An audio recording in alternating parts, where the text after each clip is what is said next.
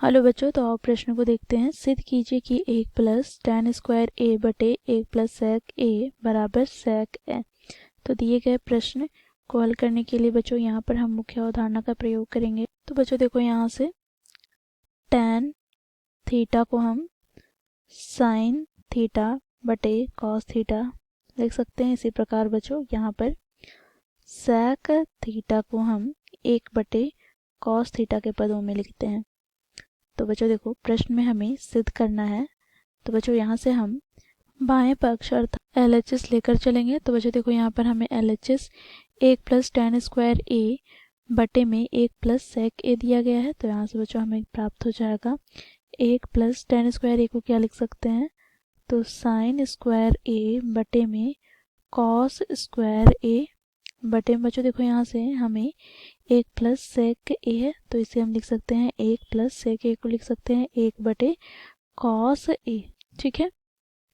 अब बच्चों देखो, यहाँ से 1 प्लस साइन स्क्वायर ए बटे में कॉस स्क्वायर ए बटे में बच्चों यहाँ पर हम लघुत्तम लेंगे, तो लघुत्तम कॉस ए आ जाएगा। तो यहाँ से हमें प्राप्त हो जाएगा कॉस ए प्लस का 1। बच्चों देखो, यहाँ पर कॉस ए से कॉस ए कट जाएगा,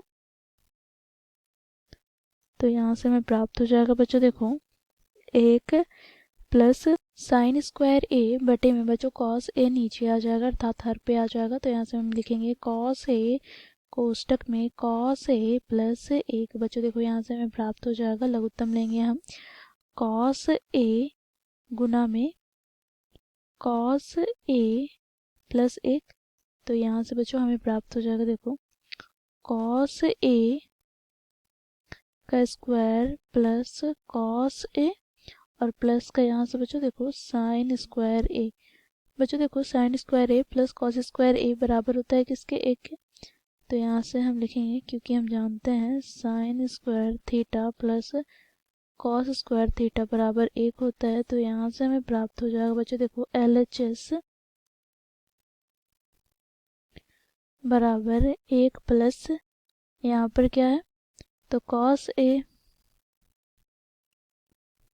बटे में यहाँ से बच्चों देखो कॉस ए गुना कोष्टक में कोस ए प्लस 1। तो बच्चों देखो 1 प्लस कॉस ए से कट जाएगा, तो यहाँ से हमें प्राप्त हो गया 1 बटे कॉस ए। मुख्य उदाहरण में हम लोगों ने देखा है 1 बटे कॉस ए का मान क्या होता है, तो सेक ए। और बच्चों देखो, यहाँ पर सेक ए किसके बराबर है, तो बच्चों देखो यह बाएं पक्ष अर्थात RHS के बराबर है। ठीक है। तो यहाँ से हम लिखेंगे ये बराबर है किसके, तो LHS हमें प्राप्त हो गया बराबर RHS के। तो इस प्रकार बच्चों हम दिए गए प्रश्न को मुख्य अवधारणा की सहायता से हल किए। आशा करती हूँ आप लोगों को ये प्रश्न समझ में आया होगा। धन्यवाद।